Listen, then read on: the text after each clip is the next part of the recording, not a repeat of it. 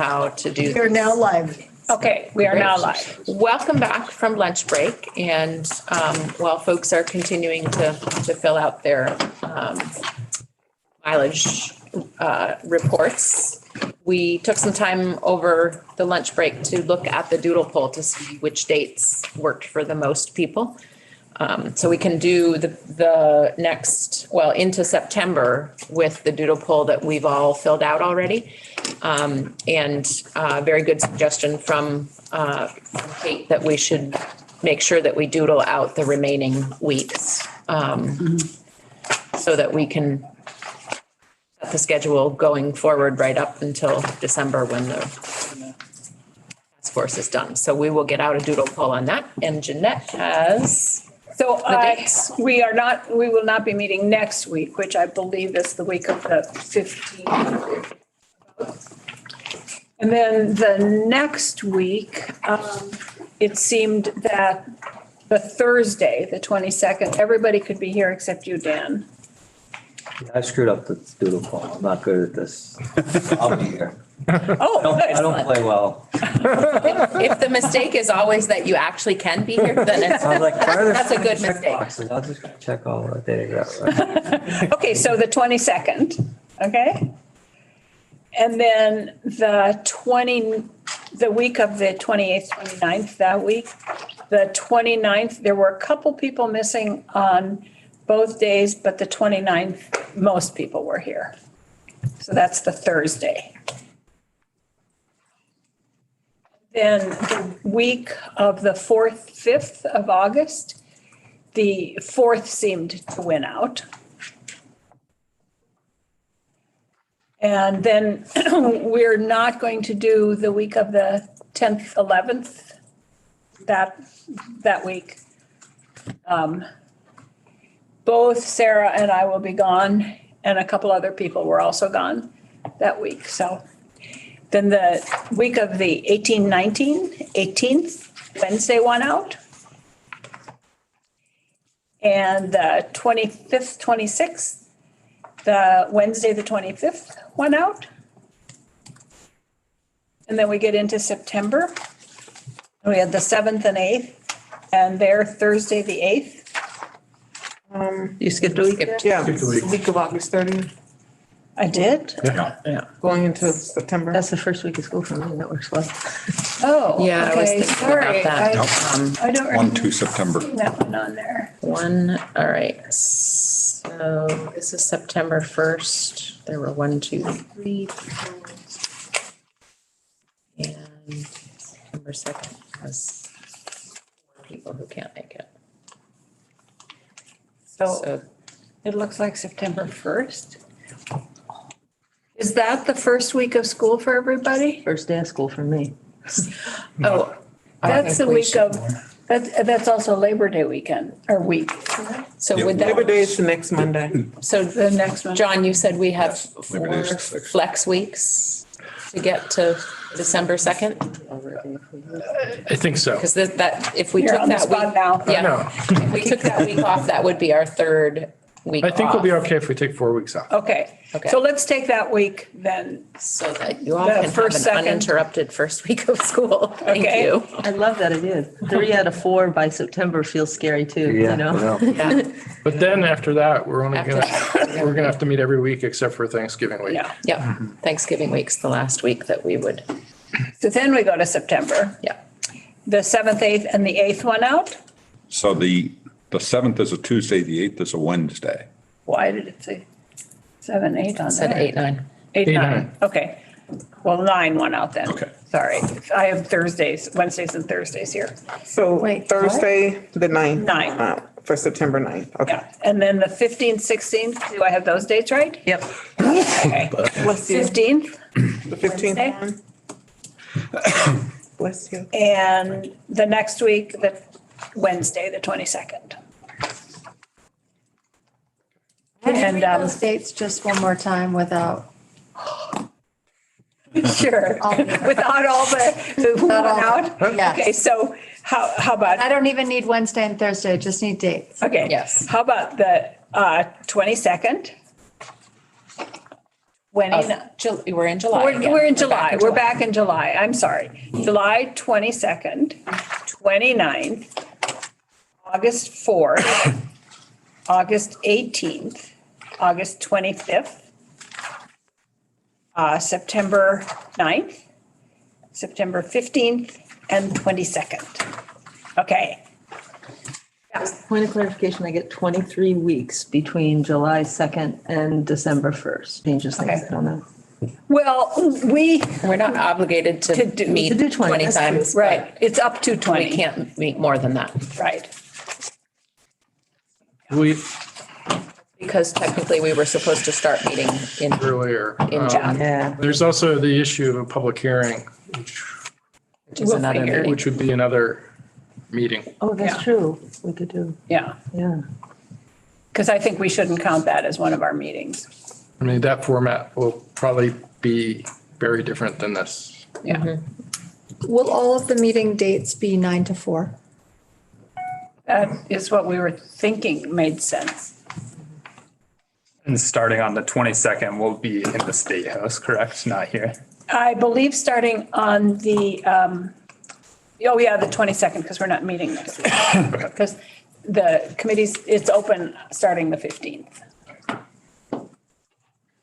And that will probably be room 11, but I don't think they've definitely decided yet where they're going to put us. I talked to Janet today and she said room 11 holds up to 43 people. So we might be meeting in room 10 instead. Oh, okay, because there'll be other bigger groups. I'm not sure. Well, there'll be signs, we'll know. And it isn't that big a They're state across house. from each other. All right, so It's so tiny that we'll find each other. thank you all for the quick turnaround on the doodle poll for this first half of our work. And keep an eye out. I think the email will probably come from Gail for the doodle poll for the second half. And we can get those last few dates plugged in. Hey. Are we ready? We've got it here. This is, Michael Clausen is going to walk us through this report page by page, sentence by sentence. Actually, what we're looking at here is, this was a committee that met in December of 2009, or met over the fall of 2009. And came up with this report. There's a lot of information in here, but really what we're going to be looking at primarily now, and you can read this tonight as you're going to bed if you want to. But what we're looking at starts on page 10. These are the recommendations. A lot of the information in here is a lot of the same information we've been being given, except that it was a few years ago. So we won't go through that, but we will go through the recommendations. And Sarah, how should we do this now? Just start looking at the recommendations and I think we should go through all of the recommendations First. and then depending on how long that takes with questions, we can either yep, plow right through to the next okay. conversation. So Michael, you are going to be walking us through these recommendations, right? Sure, I can do that. And I can also speak to which ones have been implemented or not as well. Okay, that would be great. And then we'll have a discussion on them. Right, so maybe just as a brief background that for some folks who may not be familiar with the commission from 2009, it's essentially the same issues that we're addressing today that were present back in 2009, just a different time period, different numbers, but effectively it was the same thing. There were increases in costs and liabilities, and the state was on the hook coming out of the 2008, not coming out, but it was immediately following the 2008 recession, which has necessitated some discussions and some potential changes to the pension systems to make them sustainable going forward, not unlike what we're talking about today. So there was a commission that was created under then Treasurer Jeb Spalding. And they had a series of meetings, much like we are. They had some consultants, much like we will. They came out with some recommendations following that work. And as Jeanette stated, they start on page 10 of the report. And the first one was make no change to the following: pension or retiree health benefits for those already retired. Make no changes to those. Make no changes to pension or retiree health benefits for anyone who is close to retirement, which the commission defined as within 5 years of eligibility for a particular benefit. And then make no change to basic provisions such as how the maximum benefit is calculated, what the multiplier is for determining years of service, the COLAs and other basic benefits that would make the plans less competitive than the mainstream of other state public systems. And those recommendations were all adopted. And specifically, they were adopted for the teacher pension benefits and to the extent applicable for the state system. No existing retirees or individuals close to retirement were impacted. And in that particular discussion back then, there were certain percentage targets that the commission was charged with coming up with in terms of what the net increase for each year subsequent would be to the overall pension funding. So as it related to the state system had a lower target for reductions to the what is now called the ADEC than the teacher system. And the state system, their emphasis was more on increasing contributions than the teacher system at that time. So effectively, that recommendation one was substantially implemented.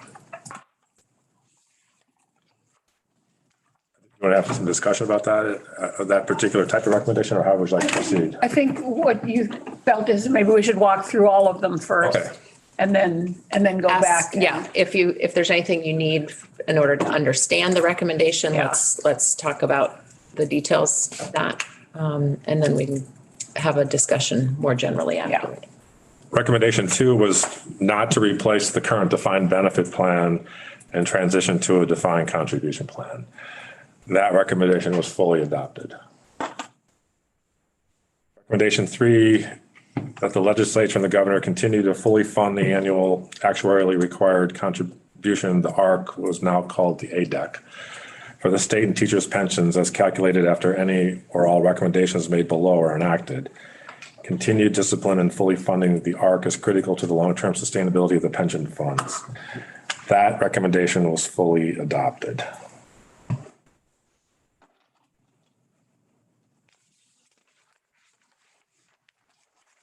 Recommendation 4, that the legislature without delay develop and implement a structural plan to fund OPEB obligations and set money aside in a material way through a separate independent funding mechanism.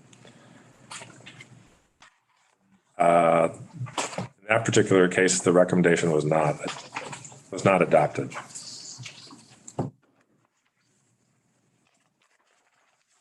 Page 11, recommendation 5. Revisions to normal and early retirement ages. Recommendation was for state group F and teachers group C, which is the bulk of the employees, the active employees in both plans. Raise the normal retirement age from 62 or 30 years at any age to 65 or rule of 90, which is a combination of age and service and years of service for those more than 5 years away from normal retirement eligibility. I'll just read the rest of this. It should be noted that 5 years from normal retirement eligibility for purpose of these recommendations means the number must be either 5 years or less from normal retirement age for their group plan or have a minimum of 25 years of service as of the date the retirement legislation is enacted.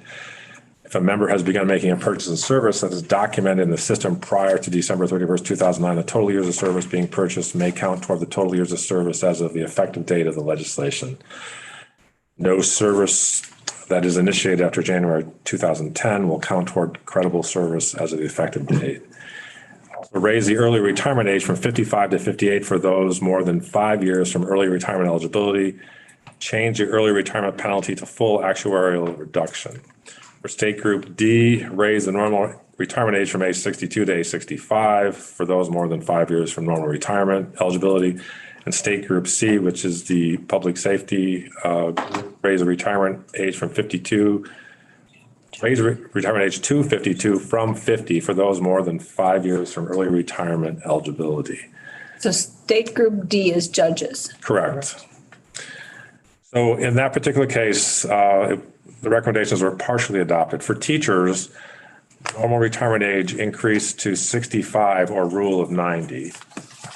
Early retirement age remains at 55, but the early retirement reduction will now be an actuarial calculation. For the state, the change was not as significant in terms of dollars, as all Group F hired after July 1st, 2008 were already subject to the rule of 87, which is a combination of age and service. No changes were made for those Group F not already impacted by the rule of 87. State employee groups met their target savings instead through increased contributions. Recommendation 6, lengthening the salary compensation period.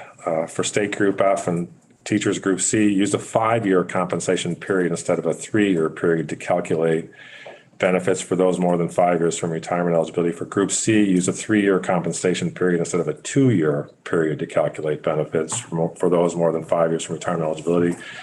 And State Group D, use a 2-year compensation period instead of final salary to calculate benefits for those more than 5 years from retirement eligibility.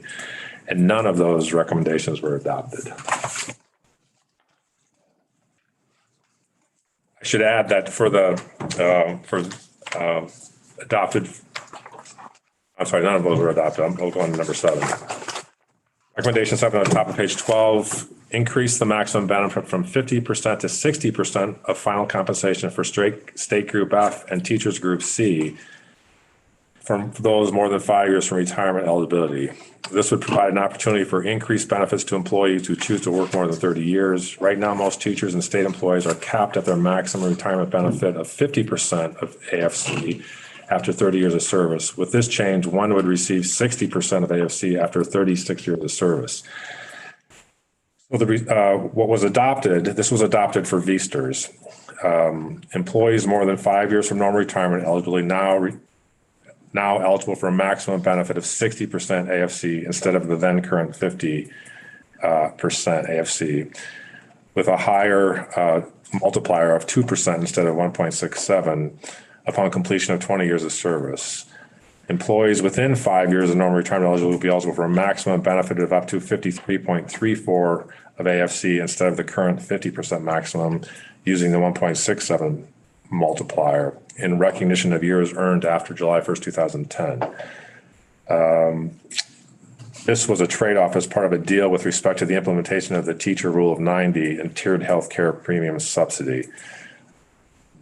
The net result was a savings to the state. In addition, a prohibition of extraordinary increases in AFC, a limit of 10% per year AFC during period, was added to determine retirement benefit levels.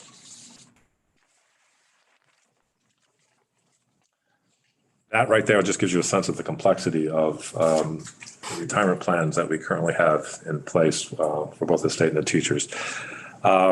Recommendation 8, revising the contribution rate ratio and rates for employer and employees. While contribution levels for state employees and teachers have remained constant in recent years, the state's employer share as a percentage of payroll is expected to continue escalating. Instead of having a fixed employee contribution rate set in statute with the state employer contribution rate floating on an annual basis, the commission recommends a proportional contribution system between the state and employees and or teachers. The commission chose to recommend a sharing of the total annual contribution with the state share capped at the 3.5% to accommodate the growth target set by the Joint Fiscal Committee.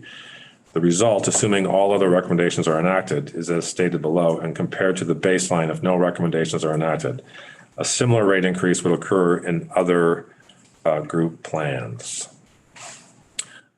And you can look at this later, but the effect of this was that it was not adopted.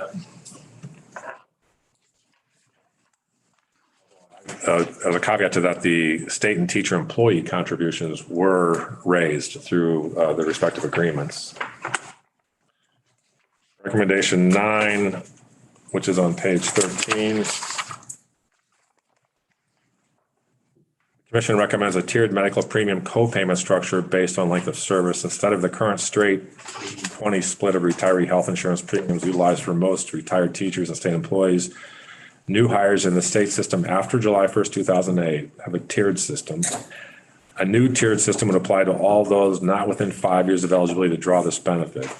In recognition of the fact that the Group C plan of the state employees retirement system is essentially a 20-year plan, the commission recommends a prorated tiered medical premium co-payment for Group C plan members.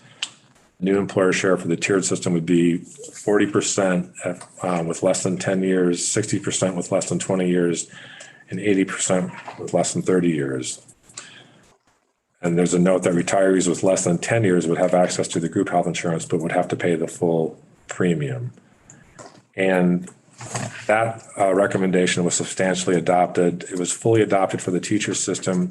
There are portions already in place for the state Group F employees who were hired after 718, but it was not further expanded.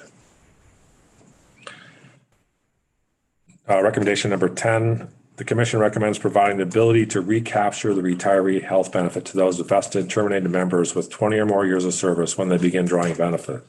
This opportunity is not currently allowed for general state employees and is allowed for teachers with 10 or more years of service.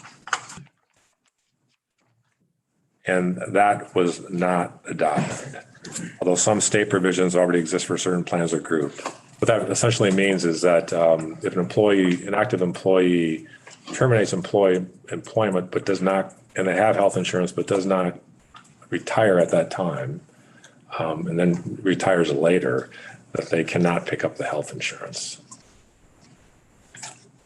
And that was not adopted. Not adopted. So they can do that now?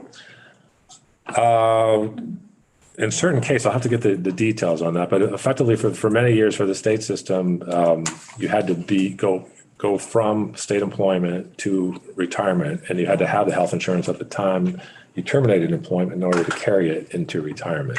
I'll need to go back and check because I actually don't remember off the top of my head what changes were made since the 2009 report.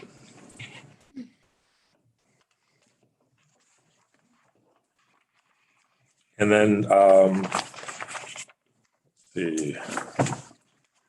think there was another, I don't know if that's in here. I thought there was another recommendation further on where the commission recommended against the issuance of pension obligation bonds. That has not been adopted either.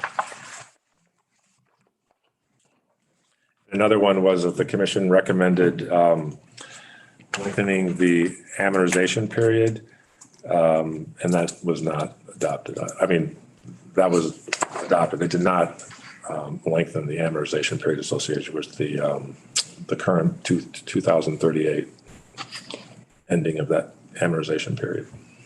Which was adopted a year before this. Sorry. It was adopted in 2008, correct? Correct. Yeah. A year later, we didn't re-up Correct. the mortgage. Yeah. What questions do people have? A lot to take in, especially if it's not top of mind what exactly the benefit structure looks like in the various components of the system. So what questions do people have? Maybe not as much a question as a comment. I know this went out yesterday. I have not had a chance to fully review this. So I think it'd be great to ask some questions today, but we may also want to come back to this after folks have had some time to review it. Because I know I'd like to look at some of the deliberation that the previous commission had on some of these items.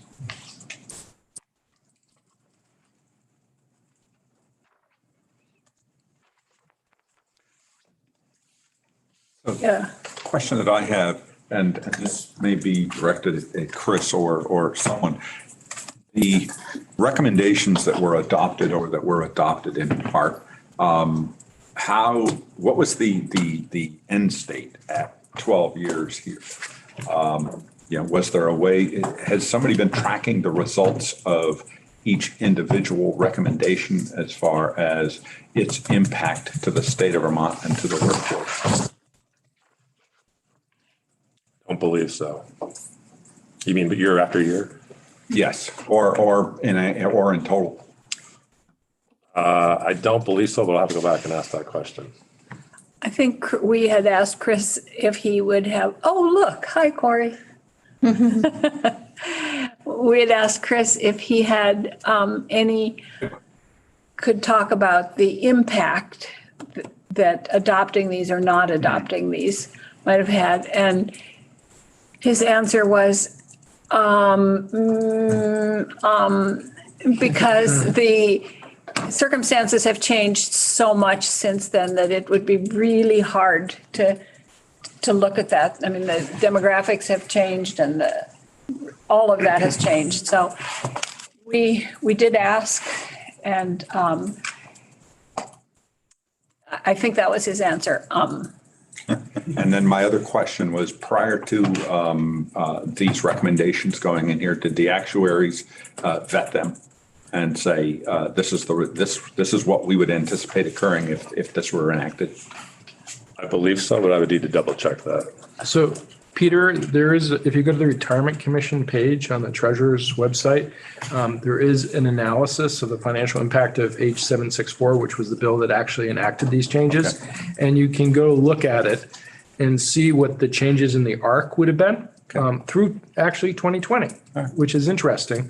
And I'll note we did not meet those savings. And that was just for the ones that were adopted. Yes. Yeah.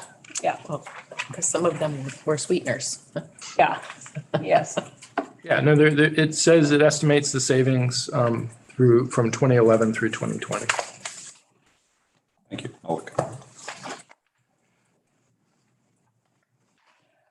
So any comments or feelings about this, or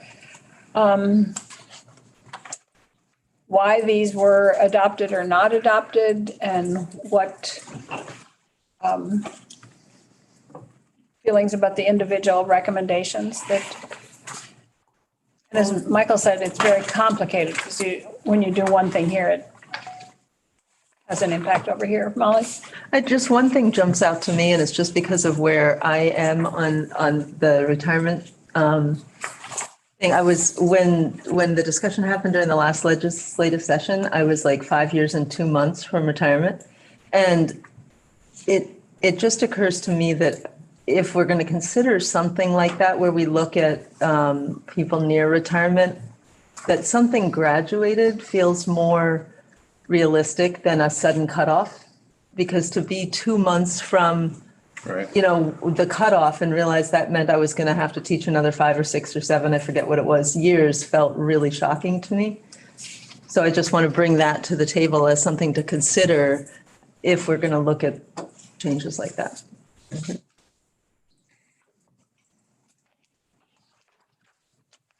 I also don't see any recommendations, and maybe I missed it, of alternative revenue streams in here. It seems like it was all just benefit changes and structures instead of exploring other ways to fund some of these systems. Yeah, and I think we're going to have a discussion on alternative revenue sources. What currently do we have in the state as revenue sources? And if you tapping into those revenue sources, maybe this is a time to ask people what they think what some of those revenue sources might be, because that's been brought up a number of times here. What kind of revenue sources are we thinking about? And do we have a sense of what that revenue source might produce in terms of, is it $2 million? Is it $200 million? And how would it, what is the source? So maybe this is. Right. There's two ways to solve the question of new revenue. One is to say, is to say, how much new revenue did you think needed to be put into the system, knowing what we all have just reviewed about the magnitude of the problem? So what's the dollar amount? Or the other way of getting at the question is to say, what potential source of revenue did you want to explore? And then you have to figure out where those two meet or whether they meet. But as we do the work of exploring, because funding is one of the tasks of this group, we need to understand the number that we're trying to solve for. I mean, if you're trying to solve for a really big number and you want to do it by dialing up, X, Y, or Z existing revenue source, then it's a pretty quick calculation about how you do that. But we can get all that information before the task force. But what we really need to understand is what's the number that folks feel they want to be thinking about, because we've got to solve for something. So we've got to have one variable. And what those revenue sources might be. Yeah. Is it sales tax, income tax, property tax? Don't jump off your chair. Well, they could be different things, and But- it would be helpful because the Department of Taxes or JFO can give us some information about, for example, the volatility of those taxes. Like, some people have suggested a wealth tax.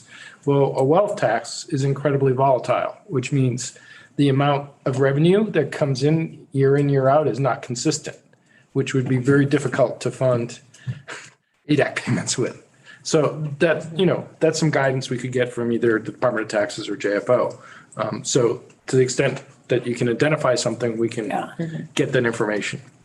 Yeah, so So can we put that on for the agenda next time? Because that's something you have to go through and really think about. What kind of revenue sources? It's not something like, oh, I'm just going to blurt out this. And it's like, if it's not well thought out and you research it a little bit, so you can bring something to the table when you're introducing it. Does that make sense? it does. It would be helpful, I think, because I think we need to present the ideas to the tax department or JFO, probably JFO. And they can come in with ideas with the answers of, this is how much this would generate, this is how much this would generate, this is volatile, this isn't, this is a steady source. So it would be helpful to just get some ideas out there, not necessarily well thought out ideas or well reasoned, but just because it has been brought up at least 7 or 8 times, alternative revenue sources. So we must have some ideas in our heads of what those alternative revenue sources are. So if you can just, and then we will get JFO to help us then understand what that means. So, yeah. So looking at tax on cannabis sales, legalizing cannabis sales, we have states around us that are doing that, exploring that option. I know New Hampshire, I think it was last year maybe, adopted legalizing gambling within the state. I'm not sure what type of revenues those will create, but things that we currently aren't using, that maybe it's worth the exploration and discussion there. Those are two that jump off. Yeah, Eric. Andrew, as we ended the meeting last week and we were driving home, actually the governor was on VPR, and he mentioned sports and gambling revenue being something that he was interested in. So having ended this meeting, I thought that was interesting to reflect on. The other revenue source that comes to mind is I think it was 3% income tax surcharge that was floated last session. I don't recall the specifics, but I think you may know the bill I'm referring to. I think it was 3%, but I'm not sure. There were a couple ideas floating around, but yes, there was a bill. I don't think we ever got it. It never went anywhere. Okay. That's why you didn't see it. And I think that comes from the Snelling days, when he put on that again was a limited time surcharge. it was not an ongoing, during the Snelling days anyway. I don't know what the bill was. I Yeah, have it no was, the idea. concept came from the Snelling days. You're right. Yeah.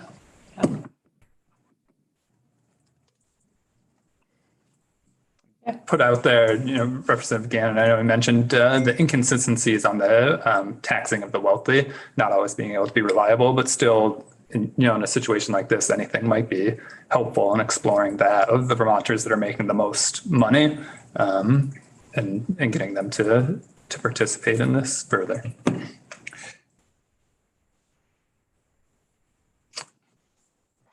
Other thoughts, ideas? We would Yeah, need to Peter. define wealthy.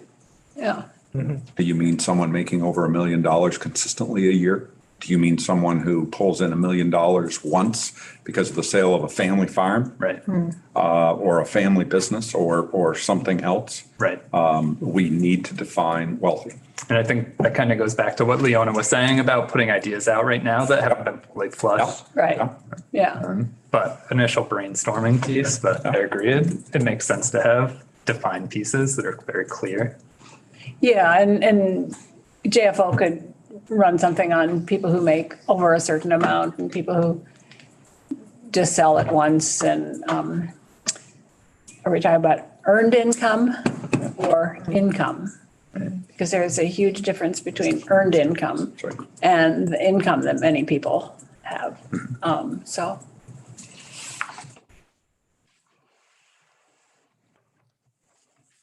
Ponderings on the topic of revenue sources before we dive back into some of the recommendations that you just reviewed? But if you have, I would just say that since we're not meeting for 2 weeks, if you have thoughts on your way home or over, send them to us and we can get those to JFO also. So that we can really have a discussion about what this might mean. Yeah. A bit related to that, we've talked also about the information needs that the task force thinks it will need to do our work. It would be nice if we could capture those somewhere. So over these 2 weeks, we could look back on it and look at our charge and kind of reflect on whether we captured everything or not. Oh, on the list of things we need to hear and, yeah. And I'm thinking, the potential revenue sources kind of fit in there. Yeah. I'll go through my notes and make a list and we can keep that list. Thank you.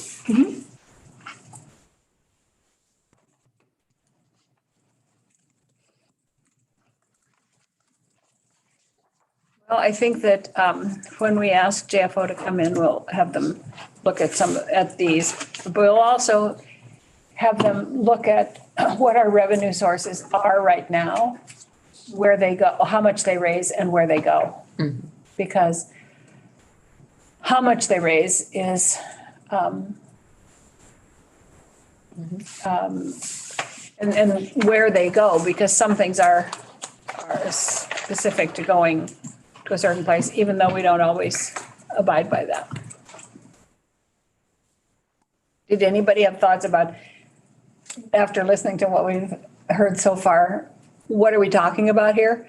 Are we talking about 2 million, 200 million, 2 billion? Do we have any sense? I mean, we talked this morning about 40 million just for the 2 OPEB systems. And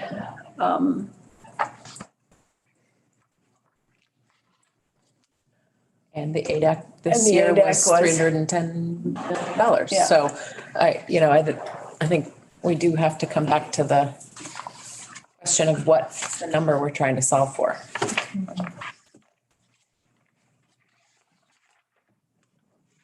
Not solve, but what numbers do we want to explore on looking at revenue? So feel free to send an email to us if you want to suggest a source. But I think if we're done talking about the potential exploration on revenue, I'd love to go back to the recommendations and hear people's thoughts. And I guess recommendations 1 through 3 were adopted. So recommendation 4 was the recommendation to create an OPEB funding plan. So not sure exactly what you're thinking here, but I just wanted to talk about recommendation 1 as it pertains to, for example, COLA. If you're on Social Security, you're not guaranteed a COLA. There were 2 years in a row when my uncle was alive when he received 0 COLA. Military retirees received 0 COLA because that's where it's plugged in. Whereas the guaranteed COLAs in the state pension system is 1%. And I think that needs to be on the table. So You say on the table. as far as our discussions and. No, I mean, potentially- you said it needs to be on the table to say 1% needs to go to 0? That would be my preference, but that's, in other words, no guarantee. I think we did that about 10 years ago is when that was changed. There was a year when it actually would have been a negative COLA. I mean, it was, and it got changed to a 1% minimum COLA. And you're right, on Social Security. I don't know that Social Security can go negative, but it. No, it can't go negative. But And- it has for 2 years in a Nothing. row been nothing. Yeah. And to have other members of to have members of the public, i.e. the state employees and the teachers, receive a guaranteed minimum COLA when the rest of the public does not. Personally, I think that needs to be discussed on this table. So noted, put it down. I would love to discuss that. Huh? No, I just said I would love to discuss that. Yeah, no, I think we need to get all these ideas out about what's on the table, because actually, everything is on. Everything's on the table. And then as far as the second piece there, anyone already retired, yeah, we leave them alone. I absolutely believe that they need to be left alone. Their work time is done, and God bless them, good luck. As far as the within 5 years comment, yes, a staged, a graduated piece that the further away you are from retirement, the more apt that changes might be made to what you have to do to receive retirement would probably be appropriate to at least discuss. Yeah. Oh, yeah. I mean, we're certainly not making any No, decisions we're not today, making but we are decisions getting today. everything. Yep. We need to get these on the table because we need to talk about them. Is there a number somewhere if you just talk about COLA that if you eliminated a COLA, how much it would save? I assume there's numbers out there that would, do we know what that number is? Actuary could. Yeah, we have, I don't have it right in front of me, but we have that as a scenario in terms of what the elimination or reduction of COLA would be for different scenarios, and we can provide that. Yeah, and the Treasurer Beth Pierce in January released a report to the General Assembly containing some recommendations on changes to plan design and some actuarial estimates of what impact that would have. That's, last I checked, is pretty prominently placed right on the Treasurer's Yeah, website. and I may have a copy of that. It's a really easy to follow read that shows you how the different scenarios regarding COLA and various other potential changes to plan design lower both the liabilities and the ADEC payments. And I would just insert back into this conversation right now, we're talking about the numbers holistically. And I want to bring it back. I was saying at one point last time that I feel like our work is to go macro and then micro and then macro. And I want to bring it back micro and say that any changes we make like that affect individual people, because I ran those numbers for myself right after Beth Pierce's January talk, and it was shocking to me what I would lose personally over 20 or 30 years with no COLA or with no, so I want to Remember, always I'm not bring. saying no COLA. No, I understand. I'm not saying that you were, yeah. No, I'm not saying no COLA. Yeah. I'm saying that there's no Guarantee of COLA. Yeah. In a year when Social Security recipients don't receive a COLA, retirees of the state of Vermont do. Right, and I'm not taking issue with your particular statement. I just want us as a committee to continue to always look at the big picture, look at the huge dollar amounts, and then look at how it affects individual people and affects those people's buying power in our communities too, because the money that teachers have from pensions or that state workers have from pensions go back into the economy at more than $1 per dollar distributed. So, which is an interesting thing to continue thinking about as well.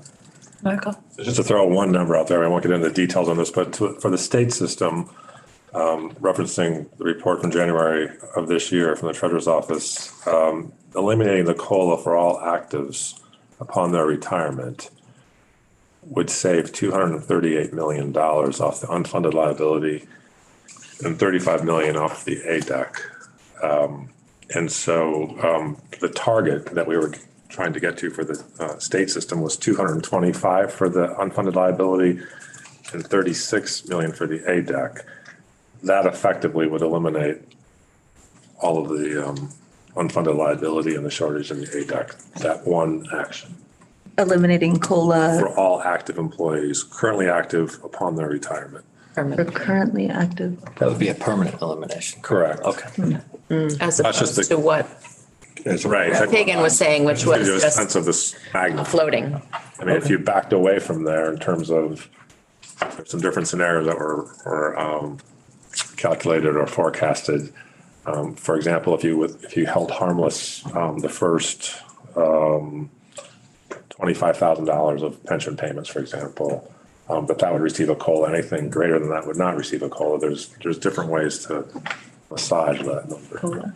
Yeah, I have it. Yeah. I have the treasurer's number. Well, Michael's already talked to the impact of the treasurer's numbers. Yeah. I mean, and she looks, they did remove all COLAs except for those within 5 years of retirement, remove COLAs for non-vested actives. So, I mean, they looked at a number of different scenarios around COLAs. Andrew? I think, hearing something like that of getting rid of the COLA permanently solves that unfunded liability piece there on the ADEC. But also thinking about how major changes like that don't need to be enacted for forever, that perhaps it's, and I'm not saying that I'm for getting rid of the COLA by any means, but just saying any changes, we could always put a caveat in there that this is temporary until the system is in a certain funded percent, perhaps 70% funded, as opposed to that potentially going out all the way to 2050, for example, saying that, come 2030, let's say we're in a much better state, then these drastic changes are. Very good point. Very good point. Mm-hmm. And that does get into a sort of a discussion, which we can have at a later point, hopefully with an expert, is about risk sharing. You can tie certain changes to the health of the pension plan so that when, say it reaches an 80% funded ratio, certain changes that were made would be eliminated. So we should discuss how we would want to do that. Because that other plans have contemplated doing what you just suggested. When you say other plans, other states? Yes, Okay. not here. And I like Molly's way of saying we should look at the macro impacts and then the micro impacts before we come back to the big look. And another way of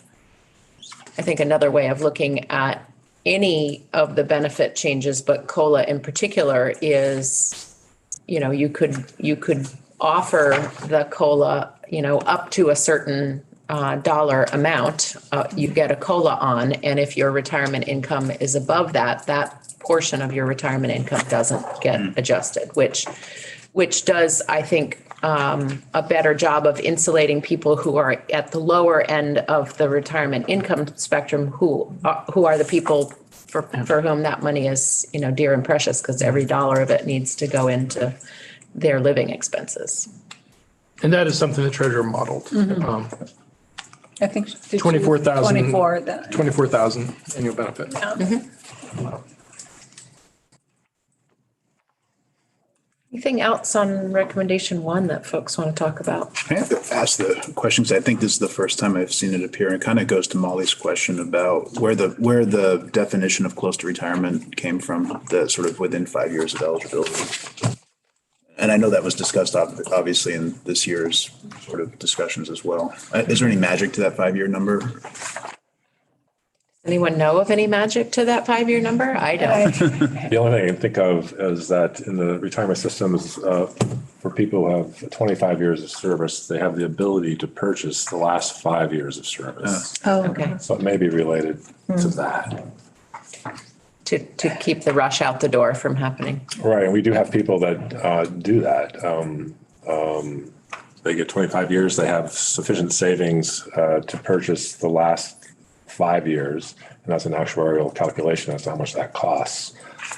So they can get their full retirement benefit after 25 years after paying the purchase cost associated with 5 years of service, or anything less than that, depending on how many years of service they have.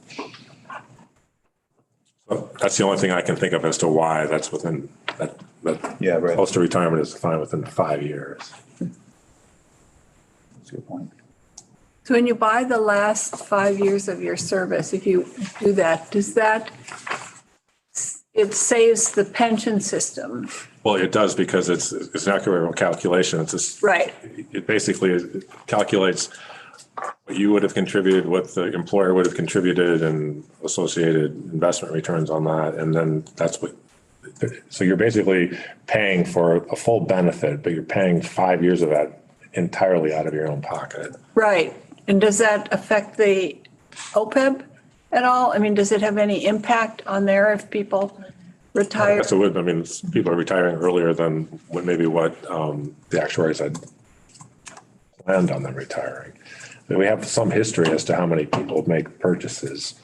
I'd have to talk to the actuaries to figure out to what degree they factor that into their calculations. If they look at if they account for a certain number of people making purchases. I'm assuming they do. And it would also affect the AFC because you would have, lower salary in your AFC. last 3 years. So it probably, where the balance comes out would be the question. Chris, can you think of any other complicating factors with respect to that whole concept of buying your last 5 years? Well, I think one question would be, when the actuaries make that calculation on what you owe to purchase that service credit, and this is sort of a question maybe the treasurer's office or the actuary can help with, but are they applying the assumptions that are in effect at the time when making that calculation? And do subsequent changes to assumptions create an actuarial gain or loss that wasn't fully accounted for at the time credit was purchased? I think would be one. So I can answer that question. Whenever their assumption changes are made, we update the factors that are used in all of the calculations, including the purchase calculations. But it's not retroactive. It's just going forward for when. Correct. Correct. And one other thing just to keep in mind is, while folks are thinking through the 5 years or what's the appropriate, is this concept of, if people leave and they terminate and they're vested already and they sort of, how are they treated? Whereas, if you don't want to encourage a mass exodus of people to retire on an unforeseen basis, you also don't want to encourage a mass exodus of people to just leave and keep the benefits that they've earned and hold themselves harmless from any other future changes. So how you treat people who are terminated vesteds, folks who left before immediate retirement, but still are entitled to collect their benefit in the future, I think is an important consideration through all of this. Mm-hmm.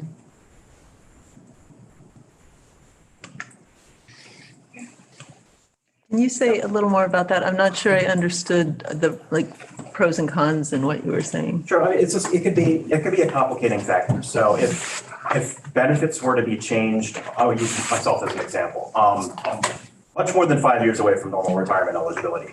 But if a rule was to apply to me to change my benefits, would I be held harmless from that change if I left today and didn't get a payment and became a terminated inactive, but didn't actually collect a payment for 20 years in the future? These are complicating factors. There are lots of those. So it's very interesting. Recommendation 1 and recommendation 2 were adopted, but they were adopted by omission, right? I mean, they were adopted because we didn't do anything. So we just left them alone. There was,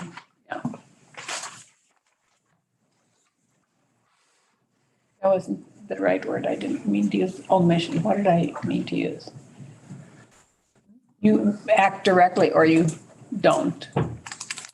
So anyway, we didn't do anything, and so they didn't change, so it wasn't an active option. But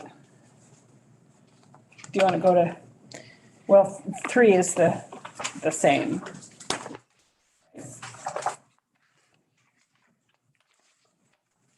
1, 2, and 3, I think.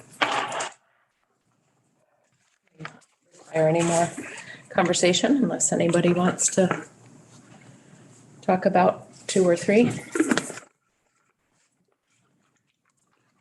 And 4, we did for what, 1 year, 2 years, and then didn't do it again? We didn't continue that We never, recommendation. we never did. pre-funded. We never. We said we should. No, we But we said, didn't. the recommendation was that we should, but it was never implemented.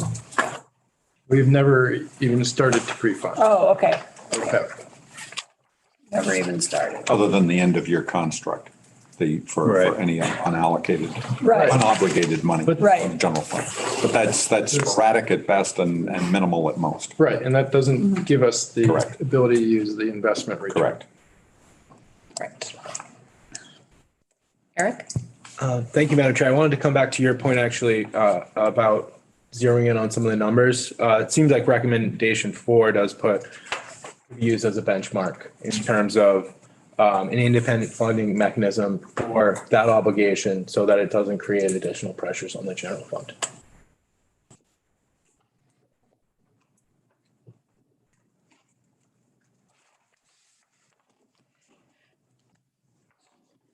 So I would just draw everybody's attention to the last 2 lines on page 10, which are that the commission made no recommendation with respect to shifting the obligation for teacher OPEB for the education fund. And just I'm drawing your attention to it just because of the obvious difference in revenue mix that goes into the education fund versus what goes into the general fund. And so as we consider looking at revenue sources that might be pegged to help solve the OPEB pre-funding question, the education fund is currently funded through property tax and the sales tax. Along with I think it's there's another one. Water. No, there's The purchase and use tax. Oh. thank you. 1/3. 1/3. So it is not just property taxes that most people think.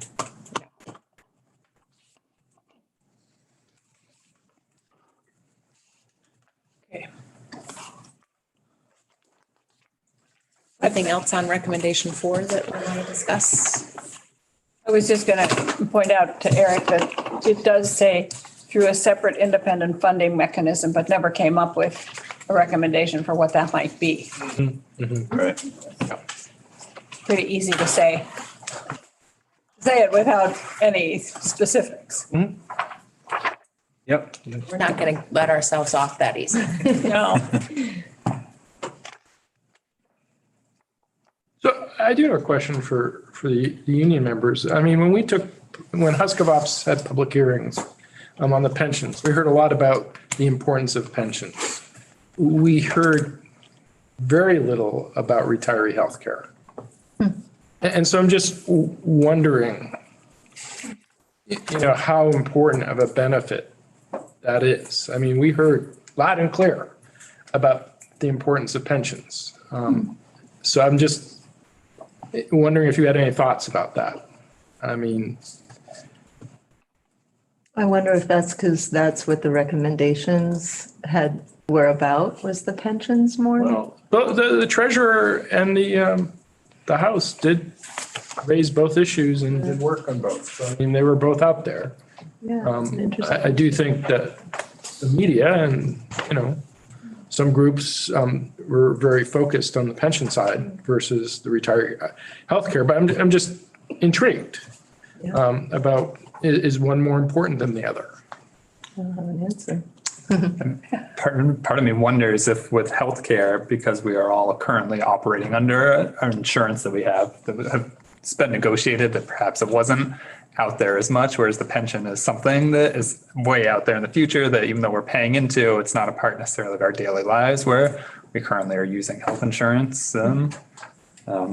Also, health insurance is never made to be explained in an easy way for people. Complex piece. So I feel like that could also be a contributing factor. Well, as someone who works with a lot of people who are near retirement age, and both them and their spouse work for the state, and they're not Social Security retirement age, so they're not going to be able to access Medicare or whatever. They're actually, I just met with her Monday. We had lunch and she talked about, I have to have surgery and blah, blah, blah, and I'm expecting to retire in December. And she's like, Leona, I'm counting on you to make sure I have health benefits. I'm like, I don't think you mean counting on me. I'm giving you input, but it's a whole kind of task force.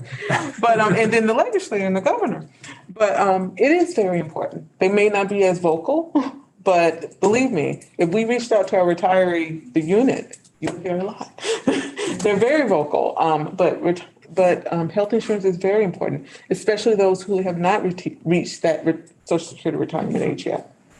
I'm wondering if just in general, people don't tie the two together, right? I mean, health is healthcare and then the pension is the pension. So maybe that's part of they're not tied together in that sense in people's minds. I think it's a critical part of the benefit package that the state provides to employees, and I think it's also critical for employees for their financial planning, knowing in retirement, knowing what their share is going to be and so forth. I think OPEB was out there certainly this session, but it was more around funding it, and I would expect if there were significant changes that were proposed. We would have heard some about that as well. Just to clarify, the treasurer's report did not recommend any changes to the benefit structure associated with healthcare, simply the funding of it. Yeah. Simply pre-funding. And I think we do need to do a deeper dive into what that looks like. Who is impacted by it? What does it cost to the individual? What does it cost to the system? Where does that OPEB obligation disperse itself across the workforce, and how can we understand the kinds of people who are impacted by potential changes? Oh, I was just thinking about your question a little more, and I wonder if part of it is around the education of our members to understand what the full benefit is. I'm not sure 100% there. Like I knew when the age, for me personally, when the age changed and I knew I would have to work to 67, I also knew in my heart I couldn't do it. And my biggest question was, how would I cover healthcare until I hit healthcare coverage age, which I think for me is actually 67 and a half, not 65, because it's up. It moves up. Medicare is 65. Medicare is 65. It's just Social Security. Yeah. Okay. Yeah. I stand corrected. But, so that was in my mind, but that's because I've been really researching this as I near retirement age. And I don't know how many of the younger people maybe are looking at that level of detail. Yeah. I can say anecdotally from the retirement office that healthcare and health insurance is probably the single greatest concern of just about everybody who walks into our office, probably more so than the pension. Because the costs associated with healthcare in the future are so unknown, and based on historical increases, it's the biggest concern the decision people have to make in terms of they're going to pay their health insurance bill or they're going to eat.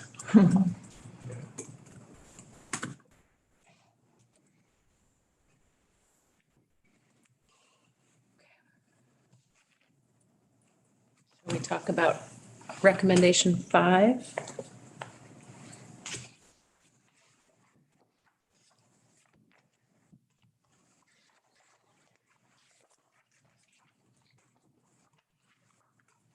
So currently it is for teachers 65 and 20. Correct. And that is for,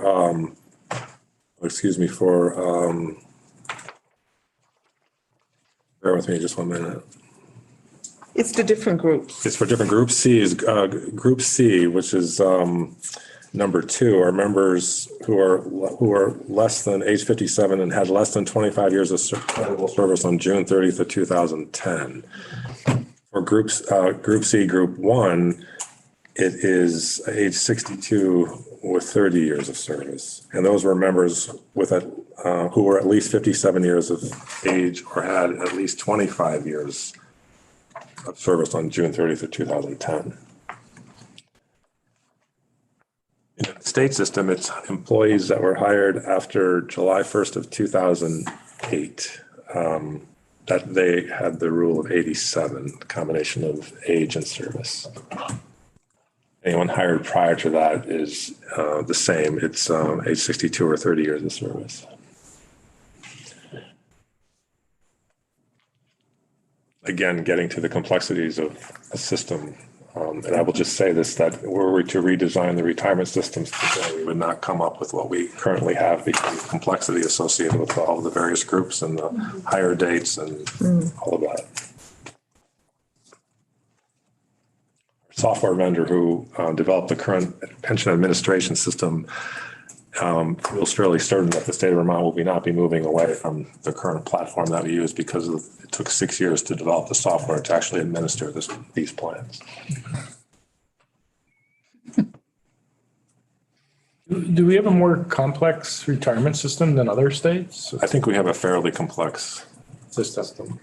Okay. And why is that? Changes that were made to the benefit structure over the years. Kind of like the house that Jack built?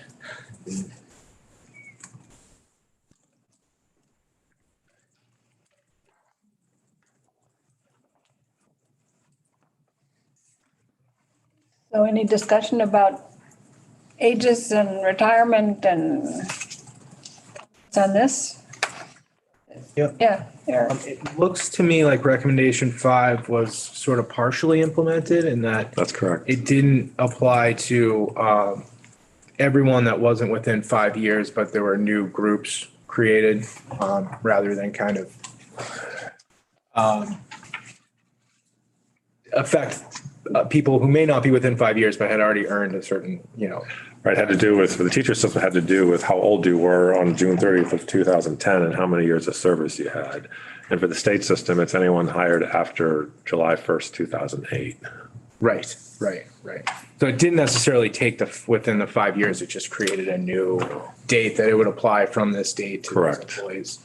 I think I think it's in our charge to look at structures for new employees. So I just kind of highlight how that was implemented. That might also be a framework to look forward upon.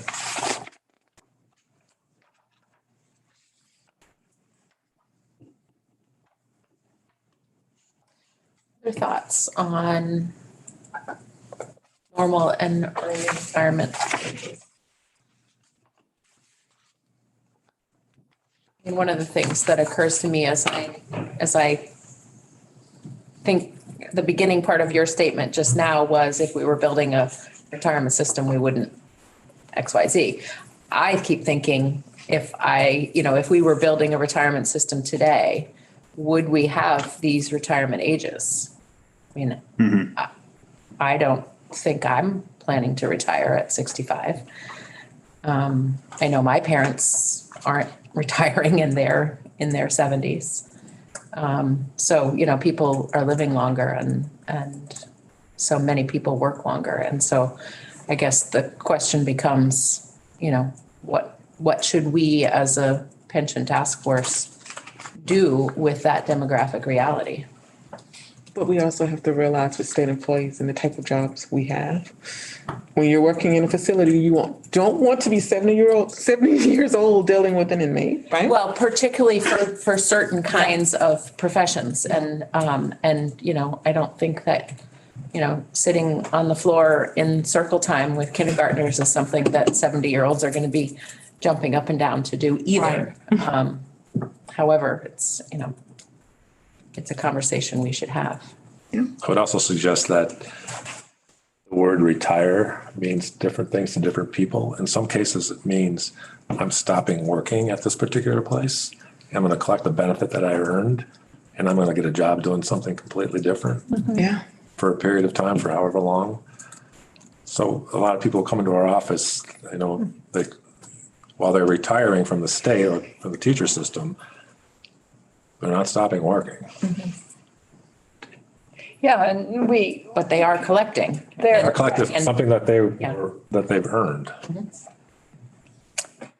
it is, we talk about 60 being the new 40 and how people's minds still work. I haven't retired yet, and I'm almost 80. So, and I can't, but I also don't want to retire, so. Really? You're almost 80? Isn't that shocking? You look great. Great. Formaldehyde baths. Sorry. But I'm just saying that we don't, when we turn 60 or 62 or 65, we don't atrophy, and hopefully. It's not an on-off switch. Right. But yes. Eric has his hand up. Okay, sorry. Yeah, I think that's a critical element to consider. And I think it reminds me of a conversation we had earlier, versus, incentivizing certain actions. And I think this report and another recommendation incorporated the ability to kind of earn up to 60% to keep people in the workforce. So there might be elements that we could address the demographic realities with incentives, and which also, helps account for the very nature of, different state jobs vary quite widely across the spectrum.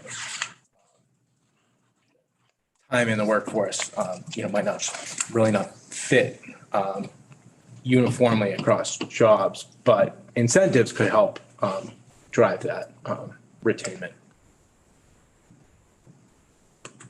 I think keeping in mind that piece about recruitment for these positions, and thinking about setting up a young teacher coming into this profession and, telling them if they have a master's out of college, they might be making around $40,000 and they're going to be working for 45 years. How is that going to impact getting people to want to pursue a career in education? And so I think kind of keeping that in mind too, is really important. So I've always had some questions about that. The traditional way of having a job used to be, you got a job, you kept your job for 25 or 30 years and then you retired. Yep. But when I am talking to people now who are less than 40, they're saying, I'm not going to stay in that job for the rest of my life. I'm going to be there for 5 years, 10 years, maybe I'm going to go off and do something else. So I wonder if we are imposing a thought construct that came from the 50s onto the people that are now entering our workforce, because I don't know many people of that age who are considering. We have a few kind of younger people in here, and I would be curious if they are thinking they're going to stay in their jobs for 30 years. Current employer. Current employer. Yeah. We have a recent graduate. Trying to put him on the spot. No, I'm just saying that he might be here around for a few years and then go off to Siberia or someplace else or Texas. Anyway, I'm sorry, but that I do think about that a lot, about if the work construct is the same as it was in the 50s and 60s.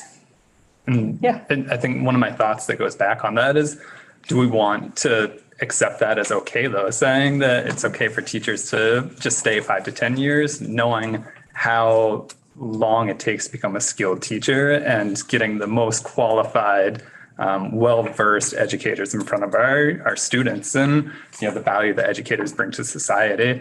I know the amount of money that districts invest in their educators, and then just if they're gone in 5 years, that's a big hit to the taxpayers also. That's a lot of money there. So I understand that piece of maybe not staying in a career. When I think about education and I think about educators, I think so many of us get into this because we love educating and working with students that we do pick it as a lifelong career. And we're constantly honing our craft and trying to get better and putting out the best quality education we can for our students. Oh, I agree. It isn't black and white. Right. It's just a thought. Yeah.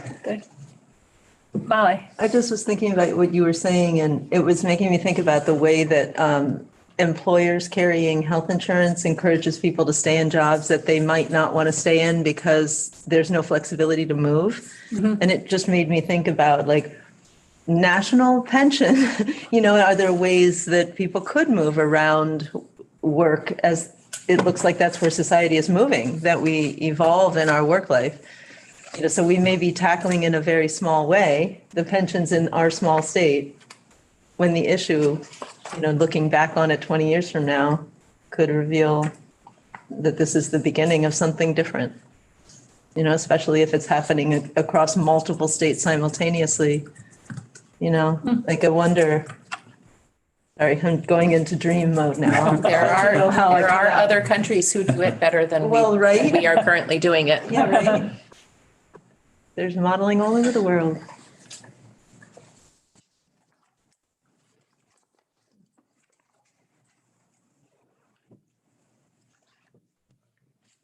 I just have a question. I don't know, maybe John is the best point on this, but how does this recommendation compare to what was proposed in the House, just in terms of longevity, like the change in retirement age? You mean that was proposed in the House this year? Yeah. Oh, that I don't know. I have all the paperwork. Do you want it? Oh, yeah. I do. Thank you. Welcome. Yeah, we did, I think, propose changing retirement ages. Yep.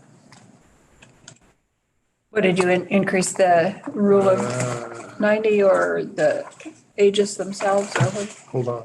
So if you read, raise the early retirement age from 55 to 58, and then under Group D, this is just a bugaboo of mine, under D, raise the age from 62 to 65, and then you go to State Group C, and it says, raise the early retirement age to 52 from 50. It goes backwards, and it drove me crazy because it's inconsistent. It should be from 50 to 50 to 52. And anyway, I looked at that and I said, why would we reduce it? Sorry.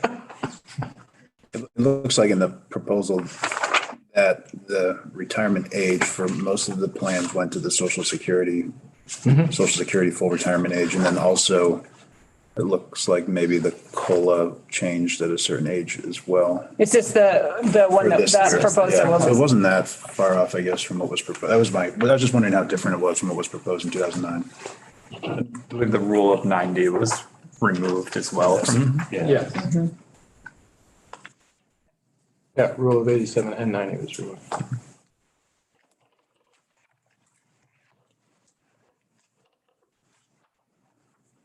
Did we do these two, Group D and Group C? I can't remember what you said, Michael. No, we did not. no.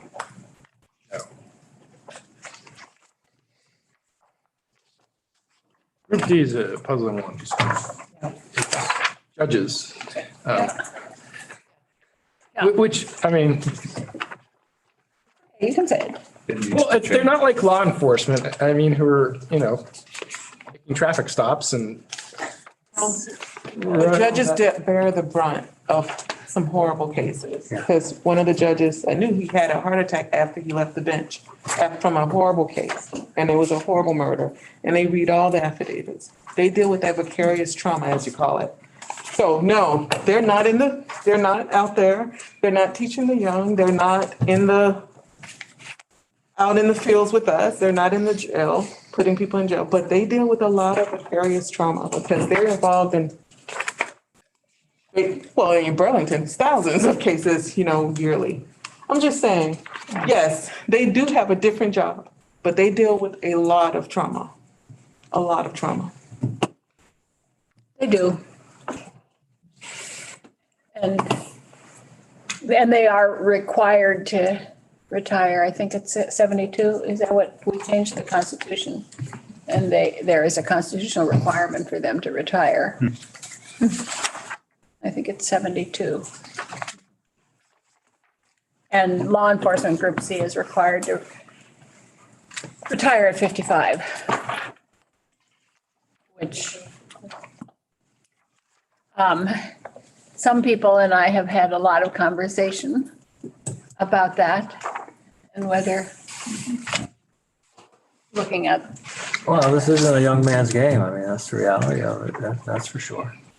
And I agree with Leona. I mean, there's, I guess every job has its, has its risks and rewards and things like that. But like she said, to be 70 and have to go into a prison cell and fight with somebody, that's asking for something to happen. Yeah, sure. More often than not, I'm sure, so.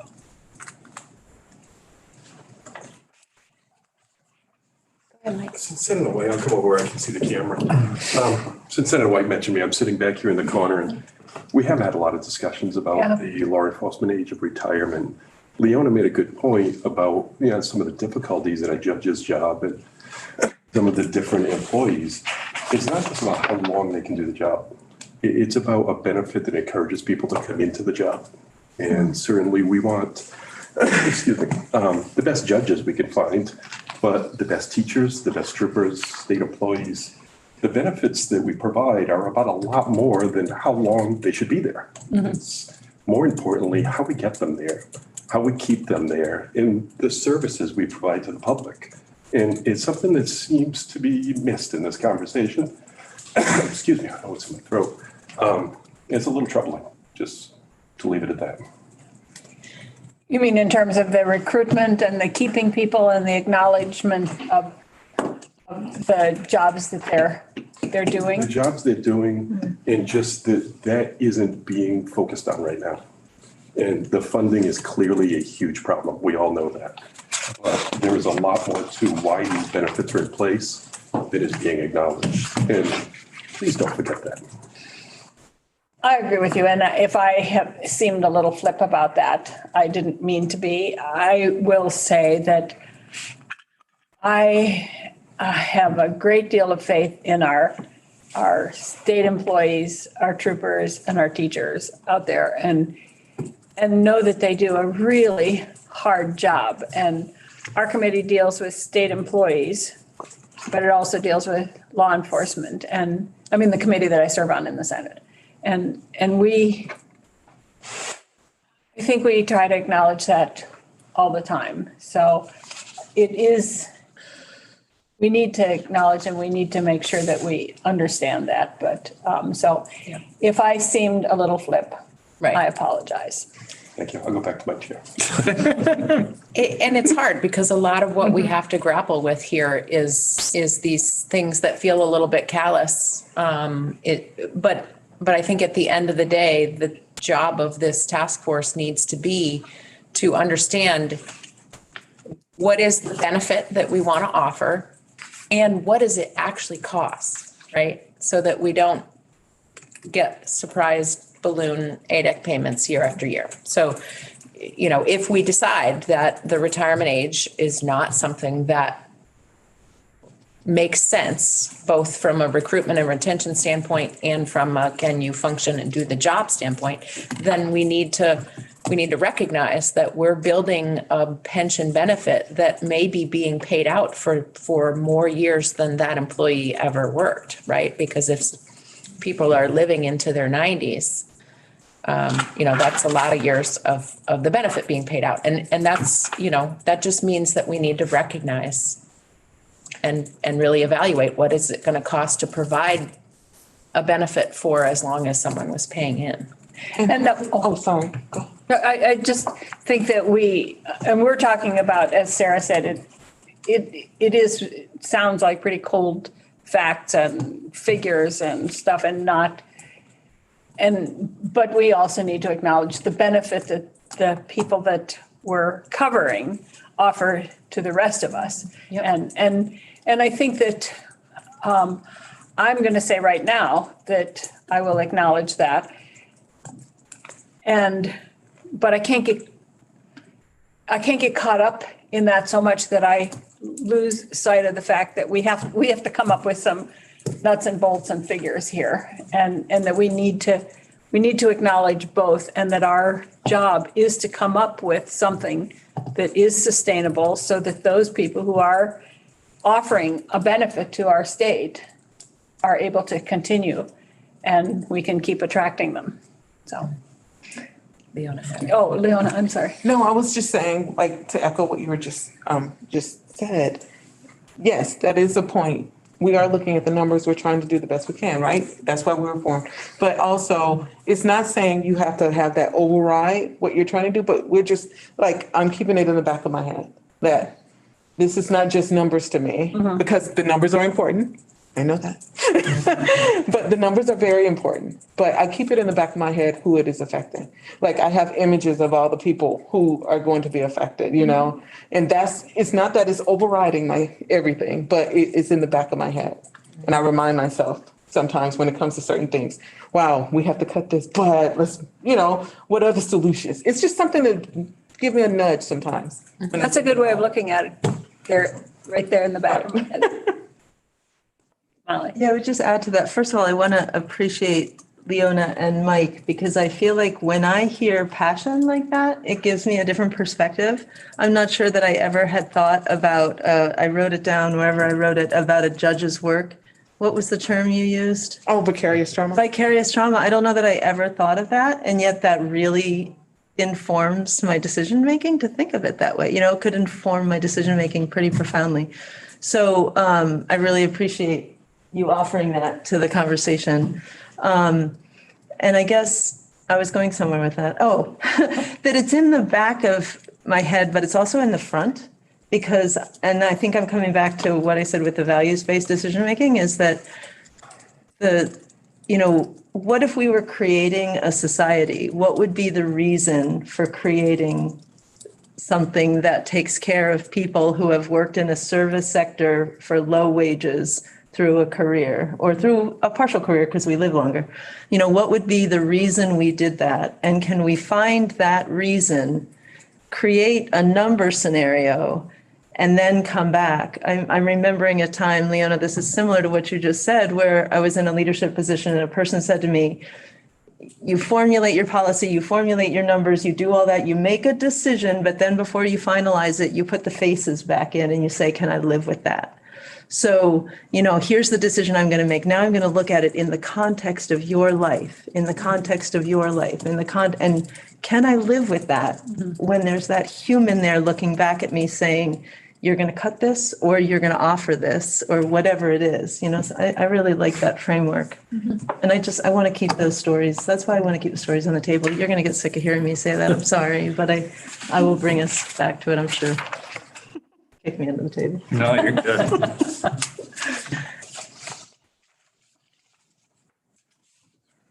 Anything else on retirement age before? Oh, I have a question. Is that part of the demographic studies? Do we look at life expectancies around different jobs and stuff in the state?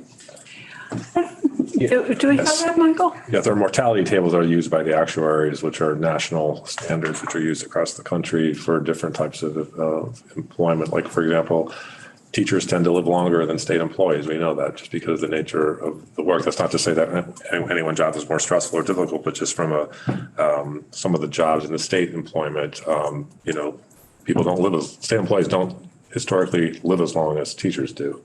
So all of those are built into the actuarial assumptions, and the mortality tables are updated whenever we see some digression from what's actually happening to what's represented in the tables.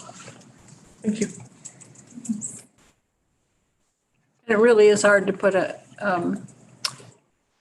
figure out the complexity and the stress of jobs. I mean, we know that people who work in the facilities, Right. correctional facilities are this, Yeah. I've been dealing with that for a long time, and we know that. And we know that the people that work on the highway crews that's a very stressful job. I mean, up at 1 o'clock in the morning so they can be out there plowing all day and all night and standing on the side of the road with cars whizzing by and the rest of us not paying attention to them. I mean, so there are a lot of stressful jobs. So recommendation 6 was around lengthening the compensation period. So average final compensation definitions. Anyone want to launch into their thoughts or share any thoughts on recommendation 6? And that was not adopted. Correct. I would just like to understand why there's an inconsistency Yeah, between all I the was about to groups. say the same thing. As Why to is it- why the AFC is different for every group. I Why is don't it know the different? answer to that. I just see it and wonder No, I agree. how we arrived at those differences. Collective bargaining. No, probably. Okay. There may be a reason and, need to ask. Well, I keep coming back to the question of if we were building a retirement system today, would we build in these things? And this is one of them that doesn't make a whole lot of sense to me. And I think Mike has a suggestion about how much, Just maybe. maybe for correction, collective bargaining doesn't have anything to do with any of the terms of the retirement. We don't collectively bargain it. It's not part of the decisions. Thank you for that clarification. I was not suggesting that I didn't mean it that way. I meant in terms of the difference between the different groups that we have in the systems.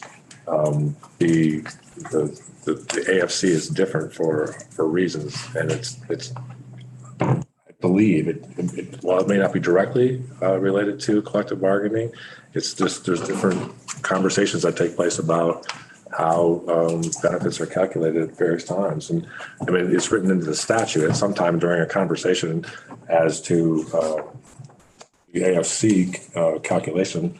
There must have been testimony from someone that indicated that it was going to be different for Group C, for example, than it is for Group F. So part of the legislative process, but not collective. You're absolutely correct. Yeah, it's bargaining, but not the collective I bargaining. just wanted to make sure that was clear. Yeah. Contract negotiations don't play a part Yeah. in the decisions on retirement. You're absolutely correct. So we currently have for Group F and Teachers Group, 3 years, C, 2 years, and for D, 2 years. That's because we didn't change it, right? So that is currently what we have. The suggestion was to change it to 5, 3, and, No, well- in D, it was just the final Final year. salary.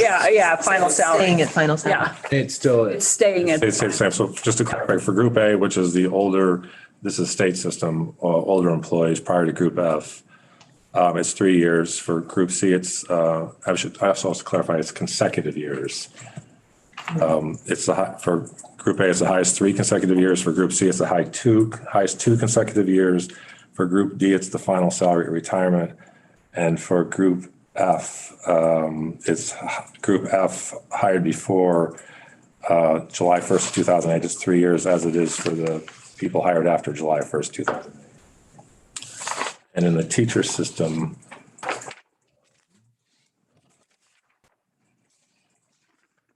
for Group A, again, for all 3, it's the highest 3 consecutive years. not necessarily the last years, but the highest consecutive years. Right. We have some employees who, principally in the state system, who may take another job, which has a lesser salary in their final years of employment. Same thing could happen in the teacher system. So it's the 3 highest consecutive years, regardless of when those were. Oh, okay.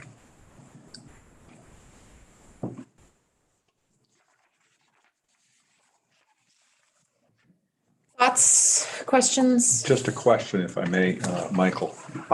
In Group D, when it speaks to final salary, is that the final salary excluding unused annual leave payoff as it is for F? Because it does not indicate. I'd have to go back and look at what the unused leave payoff provisions are for Group D. I don't remember off the top of my head. Because that's the way it is for Group F. Whereas A and C are including unused. Yeah, I'll make a note of that. I have to go back and check.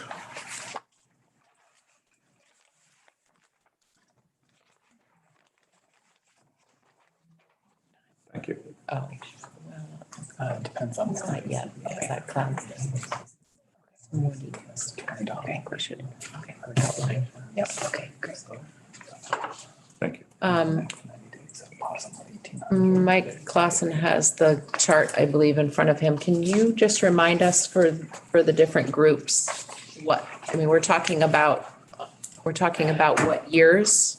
But can you remind us the percentage of your income from those years that each of these benefits is applying to? Sure. So for the state system, for Group A, it's 1.67. And for Group C, it's 2.5% times these are times the number of years. For Group D, it's 3.33 after 12 years, Group D. And for Group F, it's 1.25 for service prior to December 31st, 1990, and 1.67 for service after January 1st, 1991. And for the teachers, for Group A, it's 1.67. And for Group C1, which is those folks that were 57 years of age and had at least 25 years of service on June 30th, 2010, it's 1.25% prior to June 30th, 1990, and 1.67% after July 1st, 1990. And for the Group C, Group 2, those are the folks who were less than 57 and had less than 25 years of service as of June 30th, 2010. It's 1.25 for service prior to June 30th, 1990, 1.67 for service after 7/1/90, and then it goes to 2% after attaining 20 years of service. No wonder Erica is so busy in June and July and August. Erica does all the retirement calculations for people, which is why she can't be joining us here. She is the retirement guru in the treasurer's office. Yeah. Those were the multipliers used, correct? Not what the actual max pension payout amount can be of your salary? Right. So the max payout for the salary for the teacher system and the Group A, it was 100% of AFC. For Group C, Group 1, those are the folks, again, who were at least 57 years of age and had 25 years or more service on June 30, 2010. It's 53.34% of the AFC. And for the other Group C, Group 2, those with less than 57 and less than 25 years of service on June 30th, 2010, it's 60% of AFC.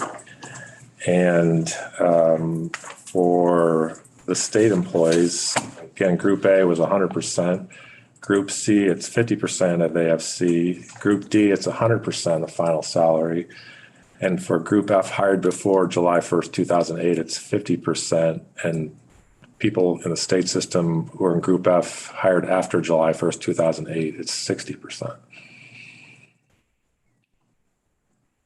Do we have that chart? It's on our webpage. I can certainly Also in the CAFR on page 121 and It is. 22. Okay. I wondered about that. Yeah, I read the CAFR. Eric. Michael, do you know the, how many active employees are in Group A for the VSERS? I'm just kind of wondering what that population of employees looks I like. think it's one. Not very many. Yeah. One. Oh, just one. As of the last evaluation, it was one person. Okay. Just wondering whether we can probably almost disregard that group. Not to be callous. And for the record, just to go back to the conversation earlier with the judges, as of the last evaluation, there were 52 active judges in the state system. How long do they have to be judges to be vested?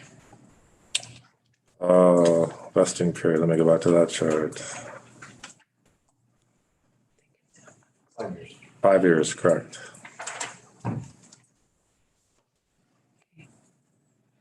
I think that would be a helpful chart for people to have. In fact, I was thinking, wouldn't it be nice to have that blown up poster size? So that we could all glance at it whenever we want to. With the comparisons? Yes, That one. Oh, it's in Chris Roop's presentation from our first meeting. right. Oh, it is. The appendix at the back. Yeah. Oh, We great. can also circulate them and put them more prominently. Oh, if it's here. We don't need more papers. Oh, I just want. Oh, there it poster is. size. Oh, no, that's not it. There it is. Pages 38 and 39. All right, other thoughts on recommendation 6? Questions?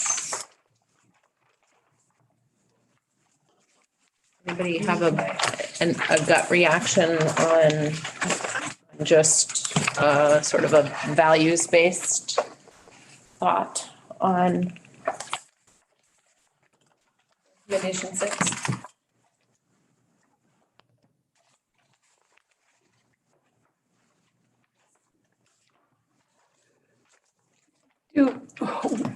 So what are the advantages and disadvantages to the state and to the employee for doing 2 years as opposed to 3 years? Do we know what that would be, or 3 years as opposed to 5 years? Or Every time the AFC is increased from whatever it currently is, will be a reduction of benefits to the employees.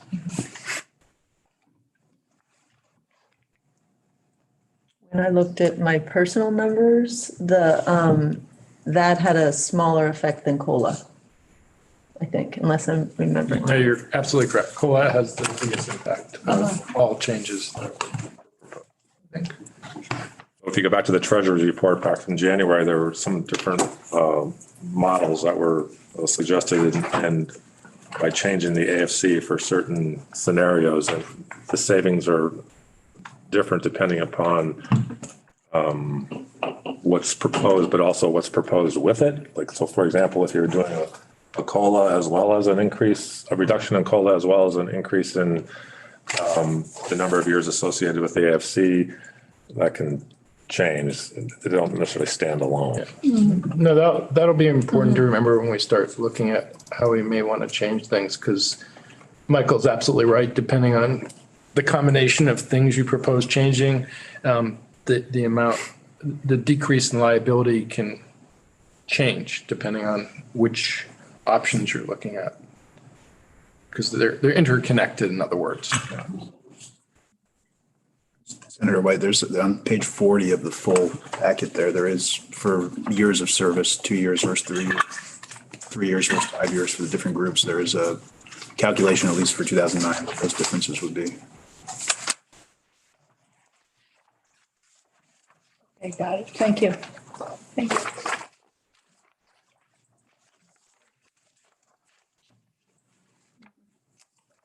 Other thoughts on recommendation 6? Love it, hate it, would never consider it. Well, just as John said, and I agree, I think we try to understand why the different groups have different years of it for it. That's all. And it may be we don't know, but maybe someone does. Yeah, I mean, some of the differences I understand, like retirement age differences for law enforcement versus Group F. I understand why those are, probably because I served in the law enforcement retirement working group, but it would be good to understand why some of these differences exist and if there is a reason for them or not. And I do not know the answers to that, but I mean, it makes it hard to explain to people, at least how can I explain the difference between, say, Group F and Group D? I mean, if I had to explain it to you, Andrew, I mean, I can't explain some of these differences. Right. And I don't think that's good. Whereas I can explain to some extent a retirement age difference. Why somebody's retiring at, say, 50 versus 55. I mean, I understand that. So it would be good to understand if there is some rationale to all these differences in the different groups. Because I mean, ultimately, we all will have a responsibility of explaining any changes we recommend to our various constituencies. And it would be able to understand how to do that. I mean, I can't even explain how we're at our current system in some ways.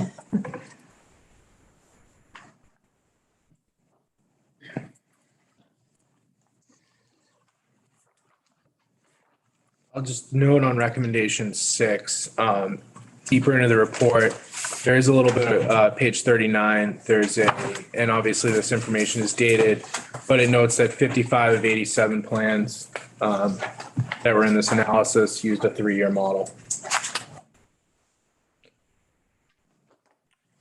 So, how that fit into the system design at the time. Some good context.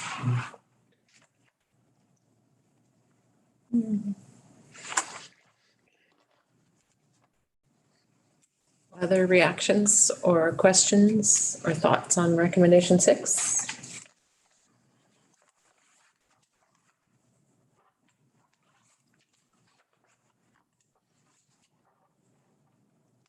Right. Recommendation 7?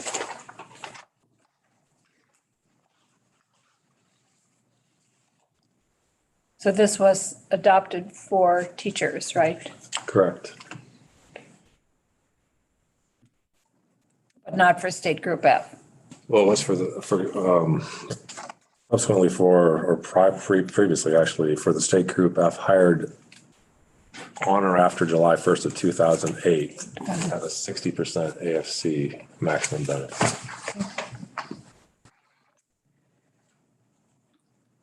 But correspondingly, they also have the rule of 87, whereas the people hired before them do not have that. Reactions? Go ahead. This was connected, though, with having the increased years of service for retirement age, correct? Correct. Along with, I think you said, a tiered healthcare cost structure.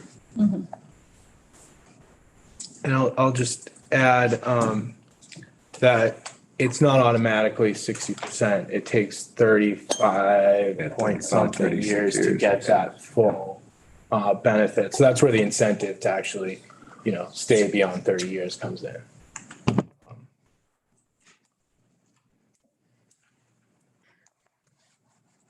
On that piece, go ahead, sorry. Do we have a chart on like Group F or Group C1 and C2 for the teachers of who is part of that first, like the old Group F and C1? Do you have that?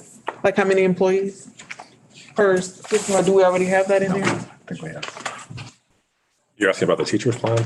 I'm asking about state employees and the teachers, those of us who are, the new things that came down, like for the new Group F, they have the rule of 87, right? But how many employees for the state employees are part of that old? Oh, That's what I'm saying. I Do you don't- have that broken down already? I have it right here with me. Okay, just asking. I'm just interested in how many people are going to be coming up, gonna age out of that system and retire or whatever. Yeah. So, that's all. Also, a good point as to where to focus our attention. Right, Like, for example, it doesn't make much sense to focus on group A if there's only one person involved. right. I'm just looking at the numbers of the different groups. How many are in there? It seems like to me that recommendation 7 is a place where there's some real wiggle room if you want people to work longer. You could increase their maximum benefit over time to get them closer so that you could, then that would affect the OPEB, right? Like if you get them closer to 65, this could be a place where you could offer. And maybe while you're offering, you're really saving money. That's a good point. No, that's If you did I'm just going to do what the military does. If you did a 2% on everything over 2% a year added increase into pension for everything after, in the military it'd be 20, but probably would be 30 years here. Such that you've got, and with the caveat, you have to work to age 65, such that you go directly into Medicare. How much does that save on the healthcare side while spending how much on the pension side? And what's the net of those two numbers? That's a good point. Remembering that that's a state level calculation, but there's the local level calculation of teacher salaries and the pressure on school budgets at the local level then that we don't really know. You raised that earlier. Right. It works.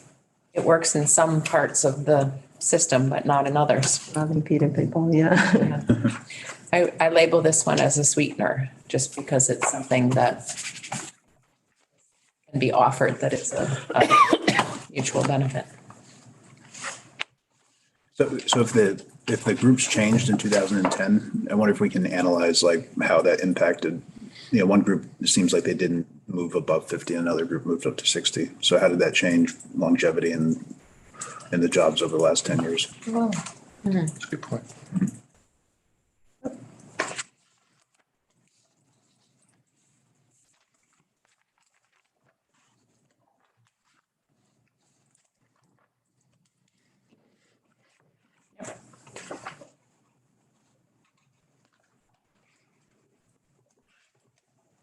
Other thoughts on recommendation 7? Questions?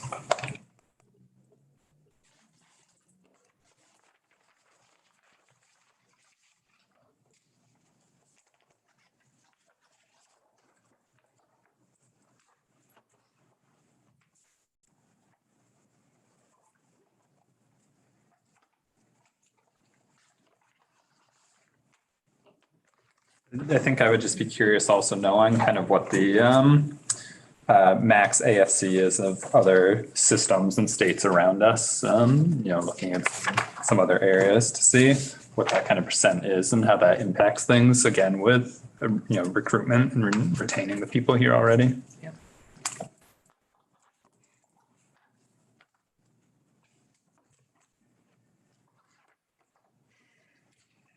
Other questions?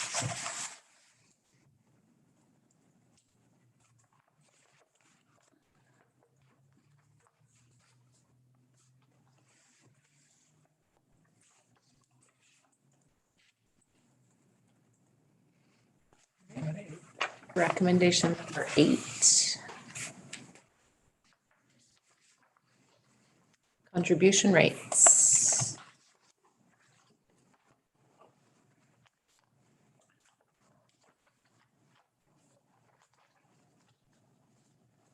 Which was not adopted.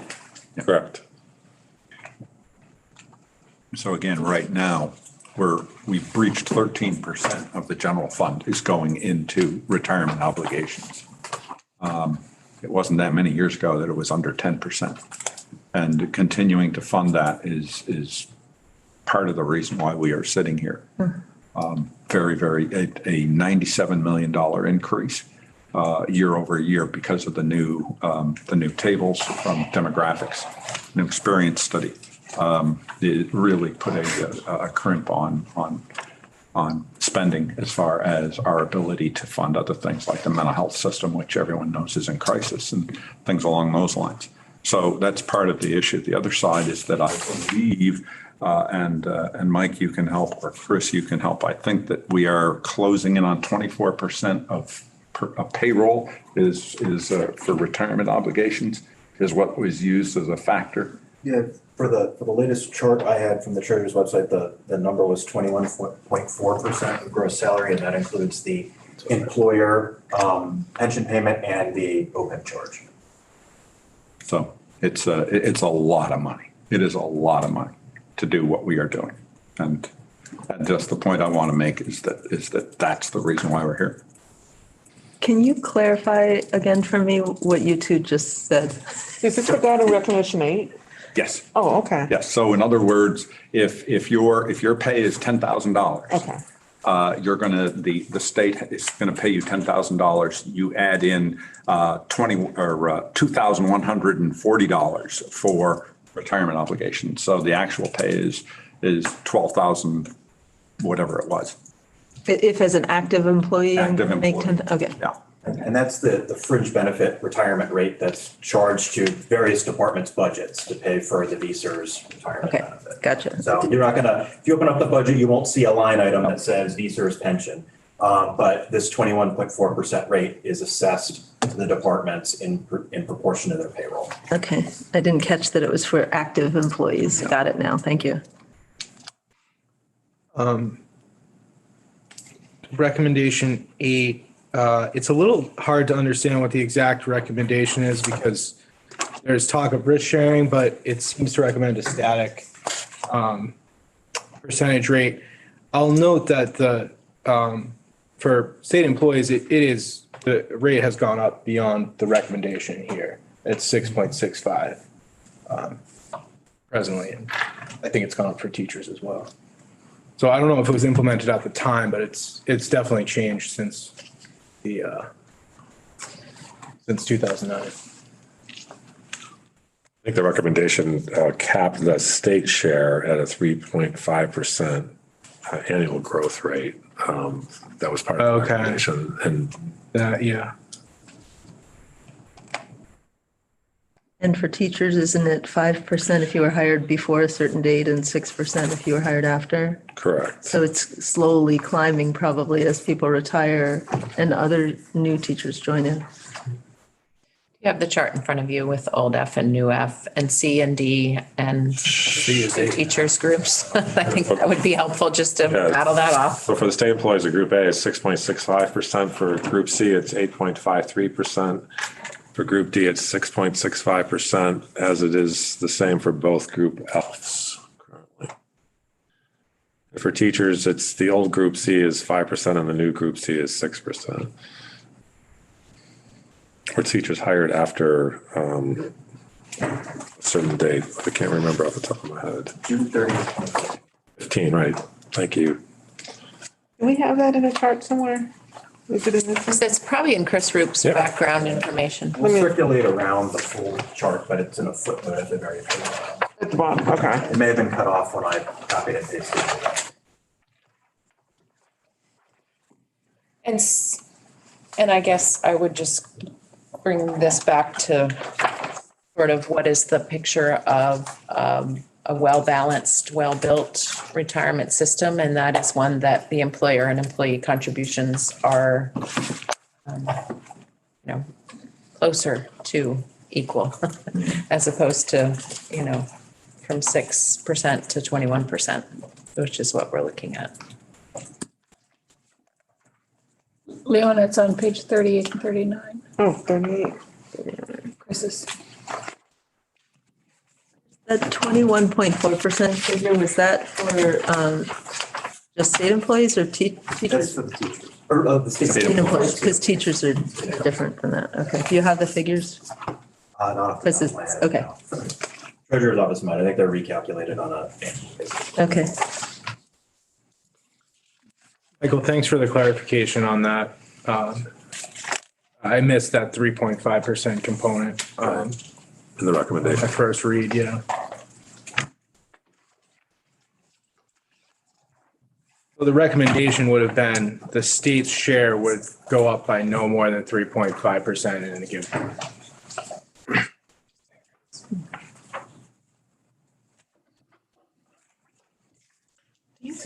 printer here? I need to print this off and put it somewhere in the front of this thing. Well, we could Right. have, I think Chris has it in one chart Oh, over there, and we could, okay.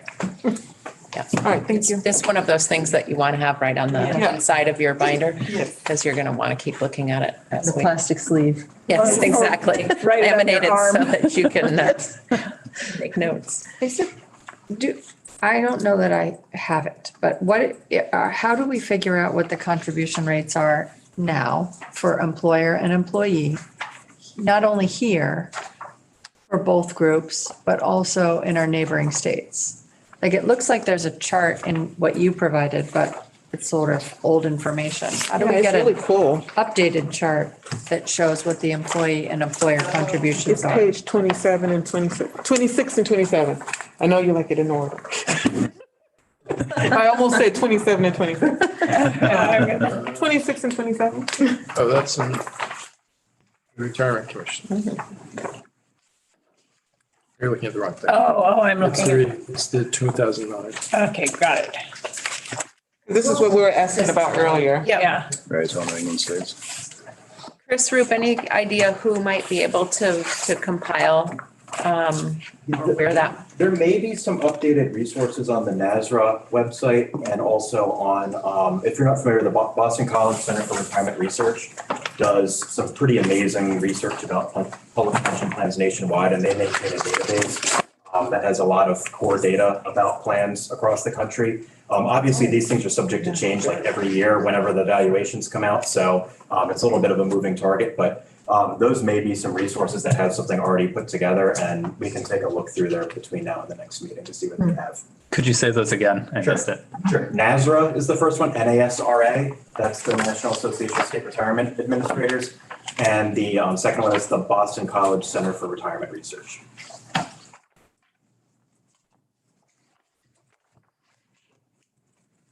Great question.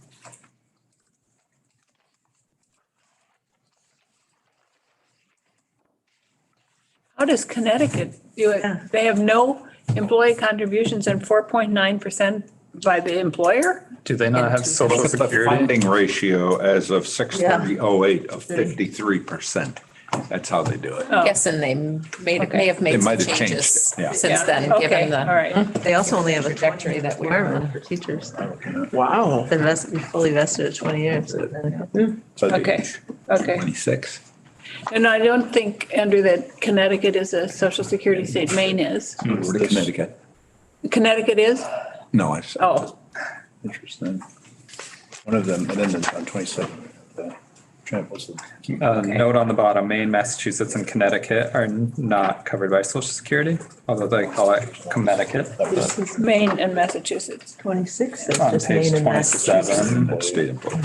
on the bottom. 26 just says Maine and Massachusetts. Yeah, it's a discrepancy. Yeah, there's, Yeah. I did not think Connecticut was a, Good proofreading. Yeah, how about that, huh? yeah. I could also guarantee you that if we were making this chart today, it would be much more complicated than this one. Because since 2009, a lot of states with the Great Recession and all the other issues that are facing public pension plans, a lot of other states have created new plans. So those plans might be either for some segment of the existing workforce, like Vermont has done with the Teachers Group C and the State Employees Group F.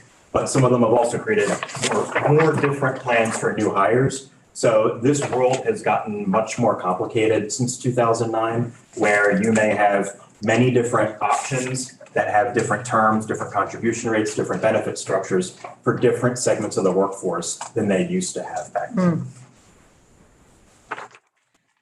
So this was the proposal around risk sharing. So I guess I just wanted to bring that up as a concept, not the particulars necessarily of this. But just to understand what people's thoughts are with respect to pondering a risk sharing scenario where either as a temporary or with some, once the target is met, the contribution increase might go back.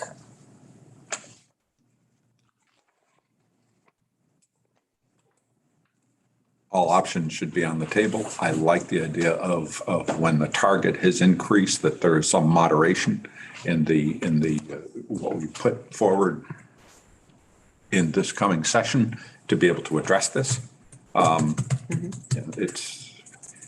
It does make sense. Well, that's what they have in this. It's like, if investment returns perform very well for an extended period, both parties will enjoy decreasing contribution levels. Is that what?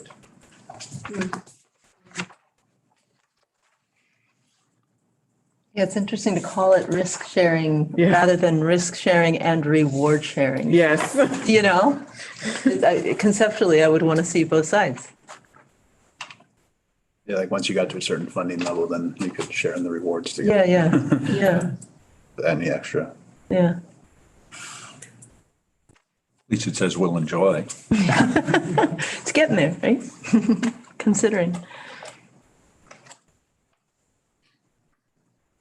It does seem like risk sharing is a trend that a lot of states are moving toward. I think it's something for us to really think really closely and really hard about. Yeah, I'd want to look at how other states have approached it, both in, maybe in the risk sharing concept, but also just in term and contribution rates as well. And on the contribution rates, I wonder if, I didn't see any of the New England states or have this, but some sort of progressive tiering. I mean, we have it based on, sections or whatever, they're, retirement sections, but what about higher contribution rates for higher wage employees? I don't know if that's ever been looked at or discussed or how that might impact. There's one state that did that. I cannot remember which, but it had 9% of 30,000 and then plus 2% above that. I might have it wrong, but I saw that it was progressive for higher paid employees. I know that UVM did anyway when I worked there, did that for their healthcare. And Right. so it was based on your income. Yeah. I'd imagine at some point too, we'll start to do more brainstorming with our own recommendations besides these. One of the things I was thinking about, ideas that haven't been fully fleshed out, was the option to potentially pay in a higher contribution rate in return for service time. We talked about how you can buy service time at the end of your career. It's a really large amount. However, if people can opt in at say 25 years old to say, I'll pay an extra 2% into the system in return for X amount of years of service at the end of my career, I'd imagine that money up front would have a benefit of kind of that compound interest. And I'm sure there must be some formula to figure out what the benefit of that. And I would imagine there's a number that would work both for in favor of helping the system up front while also helping the labor later on near retirement. Eric, did you? Yeah, I just wanted to comment on the progressive kind of structure. I do recall that was the treasurer's report did look at a scenario with that included. It wasn't in the recommendations, but it was in the appendix of actuarial options considered. So there's a framework we could look at to see what that might look like.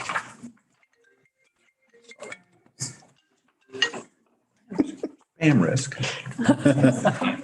In our committee in the Senate, if your phone goes off, you end up having to take all of us to dinner at Sarducci's with our guest. All those in favor say aye. To be retroactive. Slipped right under the. People are very careful about their phones in our committee.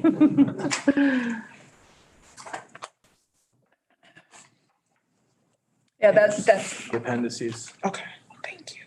that's an interesting concept. Yeah. Yeah. Other thoughts, either generally about risk reward sharing or about this recommendation?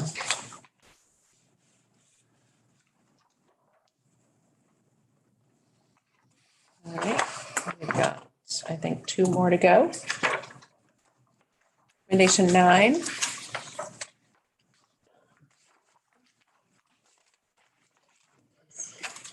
Tiered medical. Tiered medical, yeah. That was adopted. the teacher system, and it was adopted in principle for the state system for those hired after July 1st, 2008.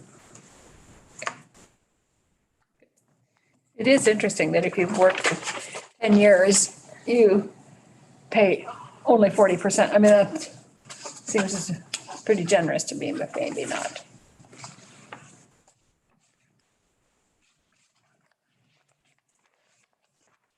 Last recommendation? Number 10. I have some updates on that. So in terms of what actually, so at the time it was not adopted, but since then, Group C members can recapture, as can Group F. We call Group F asterisk, those hired after July 1st, 2008, can recapture if they have 20 years of service. And they terminate employment. It's a shorter word than asterisk. And easier to say. It is. I mean, when you're reading it, the asterisk is great, but when you're saying it out loud, it's kind of easier to say new. Yeah. So that has been, It does not apply to the old Group F, which is a larger pool of people. Oh, it is.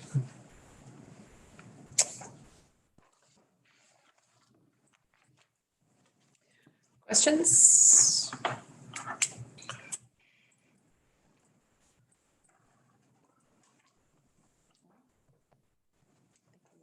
Transition? Yes. All right.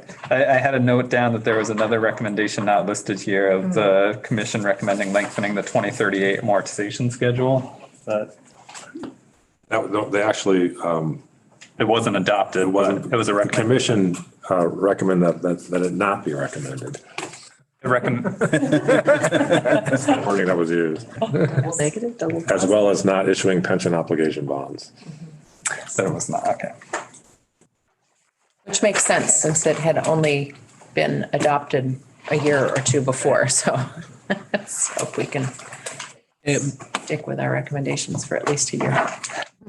Looks like the narrative around some of those other considerations is on page 50 through 54, where they have comments on other proposals.